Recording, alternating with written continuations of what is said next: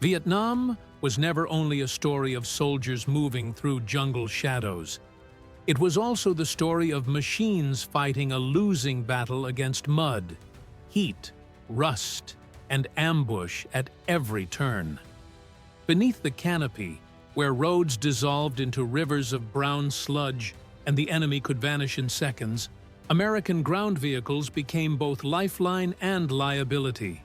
Steel, aluminum, rubber, and roaring engines defined how the war was fought on land.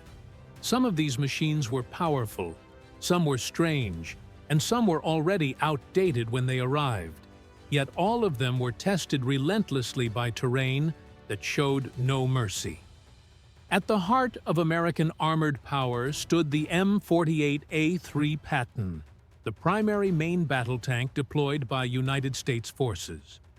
Built like a moving fortress, its thick armor plating and formidable 90mm gun made it one of the most feared vehicles in the Jungle War. Though designed for open battlefields, it was forced into narrow trails and dense vegetation where visibility was limited and threats could emerge at point-blank range. Infantry units depended on it during heavy firefights, using its bulk and firepower as moving cover against entrenched enemy positions. Before it, the M48A2C variant had already seen service. This earlier model relied on a gasoline engine and was used extensively by South Vietnamese forces. In the early years of the conflict, it played a critical role in armored operations, even though its engine type made it more vulnerable to fire in a war where every hit mattered. One of the most terrifying adaptations of the Patton chassis was the M67, better known as the Zippo. In place of a traditional main gun, this vehicle carried a flamethrower capable of projecting a continuous stream of fire.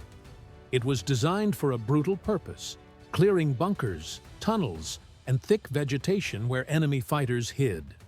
Its presence alone carried psychological weight, and when used, it turned the jungle itself into a weapon. Not far removed in concept, but entirely different in execution, was the M551 Sheridan. This airborne light tank was engineered to be dropped from aircraft, a bold idea that matched the mobility demands of the war. Armed with a massive 152mm gun launcher, it delivered serious firepower from a surprisingly light platform. Its aluminum hull worried many crews, who knew it could not absorb punishment like heavier tanks, but its speed and fire support made it valuable in fast-moving operations. Lighter still was the M41 Walker Bulldog, a nimble tank that earned the respect of its crews. Highly mobile and responsive, it proved effective against enemy armor when operated by trained hands.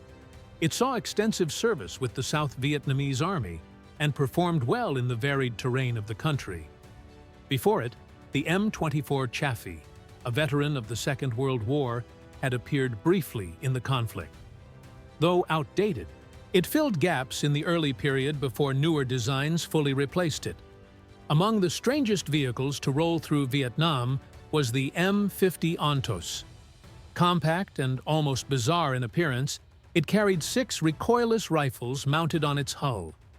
In the hands of the Marine Corps, it became a devastating tool for clearing enemy positions.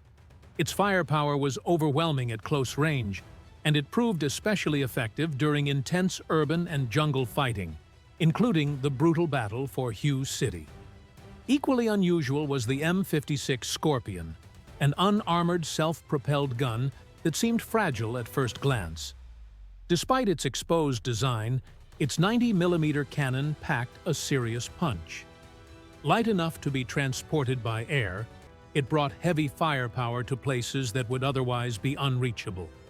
Armor alone could not fight the war. Moving soldiers safely through hostile territory was just as important, and no vehicle defined that role more than the M113 armored personnel carrier. Often described as an aluminum box on tracks, it became the most widely used armored vehicle of the conflict. It carried troops into battle while offering protection from small arms fire and shrapnel. An improved version, the M113A1, replaced the gasoline engine with a diesel power plant, increasing reliability and reducing the risk of catastrophic fires. This change made it far better suited for long missions deep into contested areas. The M113 platform spawned numerous variants. The Armored Cavalry Assault Vehicle, known as the ACAV, added extra machine guns and protective gun shields, transforming a basic transport into a deadly assault platform capable of delivering massive suppressive fire. The M132 Zippo adapted the carrier into a flamethrower vehicle, complete with large fuel tanks. It was used to flush out enemy fighters hiding in dense brush, where conventional weapons were less effective.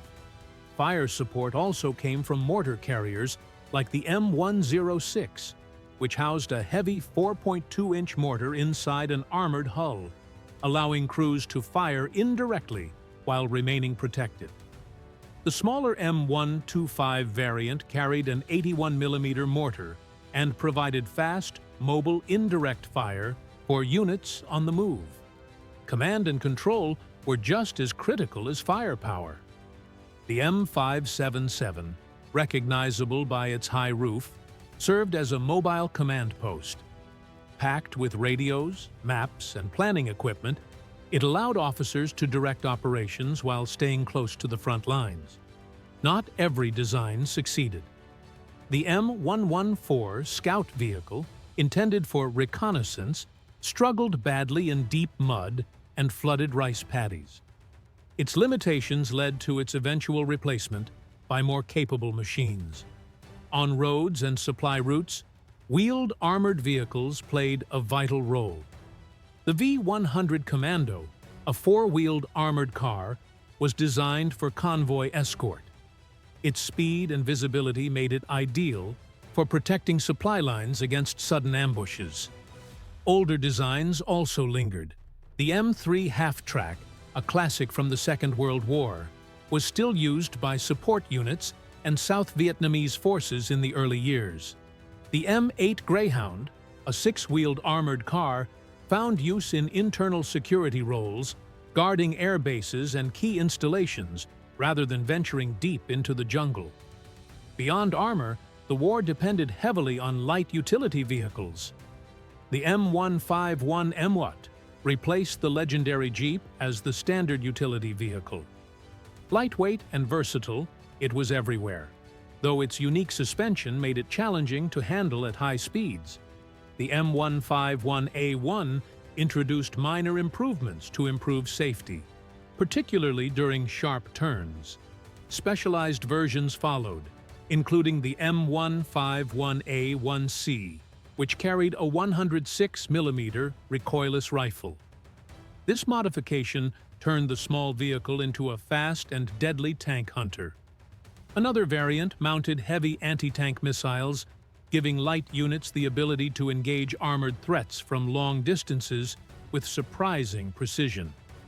Older Jeeps, like the M38A1, remained in service during the early phase of the war. Rugged and simple, they laid the groundwork for newer designs. The Marine Corps even fielded the M422 Mighty Might, a tiny aluminum Jeep light enough to be carried by early helicopters. For hauling supplies through narrow jungle trails, the M274 mechanical mule became indispensable. Essentially, a flat platform on four wheels, it carried ammunition, food, and weapons where trucks could not go. More ambitious designs attempted to conquer the terrain in different ways. The M561 Gamma Goat featured a jointed, six-wheeled body designed to handle extreme conditions. It could traverse mud, water, and uneven ground, though it was notoriously loud and difficult to operate. Logistics depended on trucks like the M35, a 2.5-ton workhorse known as the Deuce and a Half. It became the backbone of supply convoys and one of the most common sights on Vietnamese roads. Larger still was the M54 5-ton truck, capable of hauling massive loads of ammunition, fuel, and equipment across miserable terrain. Between these extremes sat vehicles like the M37 3/4-ton truck, which filled the gap between light jeeps and heavy haulers. The M715, a heavy-duty pickup based on a civilian design, served as a light cargo and personnel vehicle toughened for military use. For truly massive loads, the M123 10-ton tractor truck hauled heavy trailers carrying tanks and oversized equipment across long distances.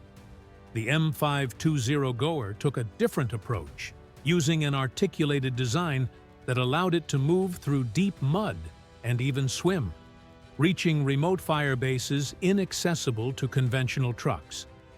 Artillery followed the troops, bringing destructive power from afar. The M107 self-propelled gun featured an exceptionally long barrel and could fire shells over great distances, supporting ground units while remaining far from danger.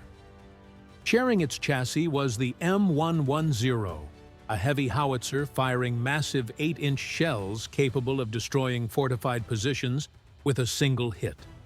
Lighter artillery came from the M108, which provided quick fire support before being replaced by more capable systems. The M109 became the standard medium self-propelled howitzer. Its armored turret and 155mm gun delivering reliable long-range support. Air defense vehicles often found deadly new roles. The M42 Duster, armed with twin 40mm guns, was designed to shoot down aircraft, but proved devastating against ground targets. The M163 Vulcan mounted a rapid-firing Gatling gun on a tracked chassis, unleashing torrents of bullets that suppressed enemy positions with terrifying effectiveness. For convoy defense, the M55 Quad 50 mounted 4 heavy machine guns together, creating a wall of fire against ambushes. Keeping all of these machines running required constant recovery and engineering support. The M88 recovery vehicle served as the heavy lifter, towing damaged tanks out of danger under fire. Even larger was the M51 heavy recovery vehicle, used for the most difficult salvage jobs imaginable. The M578 light recovery vehicle, equipped with a rotating crane, handled smaller repairs and engine lifts directly in the field. Combat engineers relied on the M728, a modified tank with a short gun and crane, to clear obstacles and destroy bunkers. Bulldozers like the Caterpillar D7E Rome plow carved wide scars through the jungle, denying the enemy cover and hiding places. Armored vehicle launched bridges allowed units to cross rivers and ditches without slowing their advance. Amphibious operations added another layer of complexity. The LVTP-5 amphibious tractor carried Marines from ships to shore and deep inland. Its fire support counterpart, the LVTH-6, mounted a large howitzer to protect landing forces. Massive amphibious cargo vehicles like the Larcy LX moved enormous loads from sea to land, while the smaller Lark 5 handled day-to-day supply operations. Tracked cargo carriers such as the M548 brought ammunition through mud, where wheeled vehicles would fail. Support vehicles kept the war machine alive. Mobile shop vans repaired electronics in the field. Fuel tankers fed endless engines, and ambulances evacuated the wounded under fire. Forklifts unloaded mountains of supplies at ports. Motorcycles carried messages, and small tracked carriers floated across mud that swallowed everything else. Together, these machines formed a vast, grinding system. In Vietnam, victory and survival depended not just on soldiers, but on the relentless endurance of the vehicles that carried them into the unknown.